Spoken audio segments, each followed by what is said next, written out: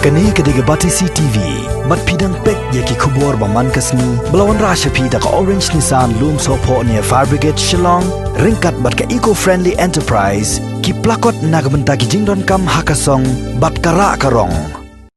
Kajing upcoming ti jong ki MLA, na ki seng sang perthai ki bakersya ni ka kunhun Meghalaya Democratic Alliance, kababat yulakam secara po kajila Meghalaya, banyo rong haka kunhun menteri, le sie kan sa urlong no shen, andang ni sorkan, kabalay lam do konrad ki sang ma kum menteri rang ba, kan sa kanjo Jakarta, kaba arsnem siteng. Haka jing ikran baka bati CTV konrad sang mau layat huo, ba kala dan lupa ka jing ikut, baka bah jong man la kawai pakawai seng sang perthai, bakin pendrung ya unu u MLA haka kunhun menteri. Nakaliang jong konrad laong ba un tuklari halor kani Henry un pat hakajing start ba kajing ibet jong sain perthai yanu ban pendrong hapok ka kunhun menteri.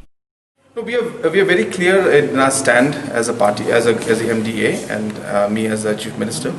that we have told all our partners that there is a quota for each of the political parties, and based on that quota, the numbers have been given to them. It will be the decision of that particular political party as to who would be the minister in that particular quota. And that is not something that I as Chief Minister will intervene, but it will be a political decision of the respective party.